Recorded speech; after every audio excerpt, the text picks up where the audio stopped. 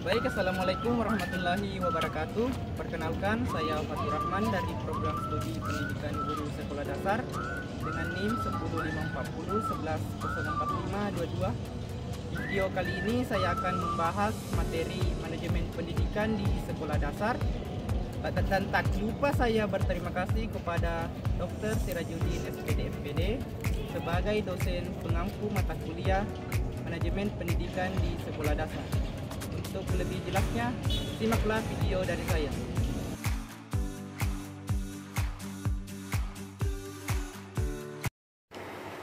Oke, baik, yang pertama itu ada konsep dasar manajemen pendidikan, di mana pengertian manajemen adalah manajemen berasal dari kata manus yang berarti tangan, yang berarti menangani sesuatu, mengatur, membuat sesuatu menjadi seperti yang diinginkan dengan mendayugunakan seluruh sumber daya yang ada.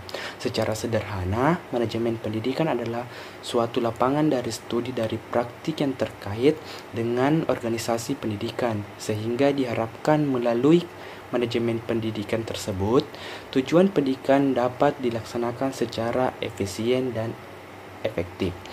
Selanjutnya itu ada unsur-unsur manajemen, di mana yang pertama itu ada man atau manusia, yang kedua itu ada money atau uang, yang ketiga ada method atau metode, yang keempat itu ada material atau barang, yang kelima ada machine atau mesin, yang terakhir atau keenam yaitu market atau pasar. Ada fungsi-fungsi administrasi. Sebelum kita masuk ke fungsinya, ada pun pengertian administrasi. Administrasi adalah proses penyelenggaraan kerja untuk mencapai tujuan yang telah ditetapkan. Kerja dapat terselenggara dengan baik sehingga tujuan yang dikehendaki dapat tercapai bila ada orang yang menyelenggarakannya.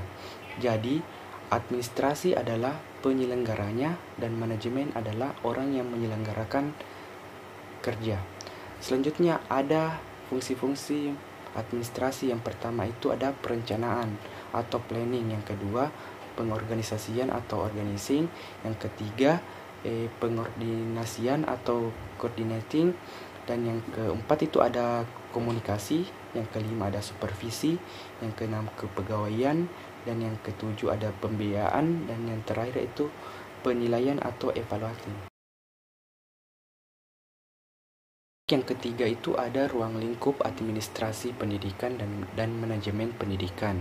Untuk ruang lingkup administrasi pendidikan ada 6. Yang pertama itu ada administrasi organisasi, yang kedua itu administrasi kepegawaian, dan yang ketiga itu administrasi pembiayaan, yang keempat ada administrasi kurikulum, dan yang kelima ada administrasi peserta didik, dan yang keenam administrasi tata hubungan masyarakat. Baik, yang keempat itu ada struktur organisasi dalam suatu lembaga. Adapun pengertian organisasi adalah kesatuan atau susunan dan sebagainya yang terdiri atas bagian-bagian atau orang dan sebagainya dalam perkumpulan dan sebagainya untuk tujuan tertentu. Organisasi dapat dipandang pula sebagai satuan sosial yang dikoordinasi secara sadar, yang tersusun atas dua orang atau lebih, yang berfungsi atas dasar yang relatif untuk menerus untuk mencapai suatu tujuan atau seperangkat bersama. Selanjutnya itu ada struktur organisasi lembaga pendidikan, di mana ada dua. Yang pertama itu struktur sentralisasi, dan yang kedua itu struktur desentralisasi. Selanjutnya ada supervisi pendidikan dan kepemimpinan pendidikan. Pengertian supervisi. Supervisi berasal dari dua kata yang berarti super dan vision, dan super mengandung makna peringkat atau posisi yang lebih tinggi, superior, atasan, lebih hebat atau lebih baik. Sedangkan kata vision berarti mengandung makna kemampuan untuk menyadari suatu tindak benar-benar terlihat menurut edi 2004. Berdasarkan penggabungan dua pembentuk kata supervisi, dapat disimpulkan bahwa supervisi adalah pandangan dari orang yang lebih ahli kepada orang yang memiliki keahlian di bawahnya. Selanjutnya, pengertian kepemimpinan pendidikan. Kepemimpinan pendidikan merupakan kemampuan untuk menggerakkan pelaksanaan pendidikan, sehingga tujuan pendidikan yang telah ditetapkan dapat dicapai secara efektif dan efisien menurut Makawimbang 2012 halaman 29. Selanjutnya menjelaskan bahwa kepemimpinan pendidikan adalah kemampuan untuk mempengaruhi dan menggerakkan orang lain untuk mencapai tujuan pendidikan secara bebas atau sukarela. Baik, selanjutnya yang keenam itu ada kepala sekolah sebagai administrator dan supervisor. Kepala sekolah sebagai administrator mengandung dua kata, adalah kepala dan sekolah. Kata kepala sekolah dapat diartikan sebagai ketua atau pemimpin dalam suatu organisasi atau sebuah lembaga, sedangkan sekolah adalah sebuah lembaga di mana menjadi tempat menerima dan memberi pelajaran. Dengan demikian, secara sederhana, kepala sekolah dapat didefinisikan sebagai seorang tenaga fungsional guru yang diberikan tugas untuk memimpin suatu sekolah di mana diselenggarakan proses belajar mengajar, atau di tempat di mana interaksi antara guru yang memberi pelajaran dan murid menerima pelajaran. Selanjutnya itu supervisi sebagai kepala sekolah sebagai supervisor. Supervisi bertujuan meningkatkan kualitas dan kinerja dengan membimbing dan bantuan kematangan profesional guru dan lembaga akan senantiasa bisa dijaga dan ditingkatkan.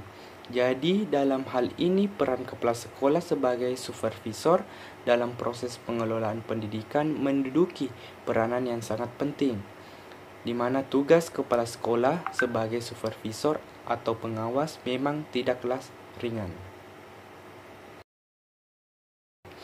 Selanjutnya itu yang ketujuh itu peran guru dalam manajemen pendidikan dan manajemen konflik. Sebelum kita masuk ke peran guru dalam manajemen pendidikan, kita jelaskan dulu apa itu manajemen konflik, yaitu proses pengordinasian dengan menggunakan teknik-teknik resolusi dan stimulasi untuk meraih tingkatan konflik yang diinginkan sehingga diperoleh sebuah solusi tepat atau konflik tersebut. Selanjutnya kita masuk ke peran guru dalam manajemen pendidikan. Yang pertama itu guru sebagai pendidik. Yang kedua itu guru sebagai sumber belajar. Yang ketiga itu guru sebagai fasilitator. Dan yang keempat itu guru sebagai konselor. Yang kelima guru sebagai motivator. Yang keenam guru sebagai pelatih. Dan yang terakhir atau yang ketujuh itu guru sebagai evaluator. Selanjutnya yang kedelapan itu manajemen strategi peningkatan mutu pendidikan, di mana secara harfiah manajemen strategi terbangun dari dua kata, yaitu manajemen dan strategi. Kata manajemen berasal dari kata to manage yang berarti mengatur. Pengaturan dilakukan melalui proses dan diatur berdasarkan urutan dari fungsi-fungsi manajemen itu, sehingga manajemen diartikan sebagai proses pemahaman sumber daya secara efektif untuk mencapai sasaran yang telah ditentukan. Selanjutnya mutu pendidikan, di mana secara umum mutu adalah gambaran dan karakteristik menyeluruh dari barang dan atau jasa yang menunjukkan kemampuannya dalam memuaskan kebutuhan yang diharapkan atau yang tersirat. Dalam konteks pendidikan, pengertian mutu mencakup input, proses, dan output pendidikan.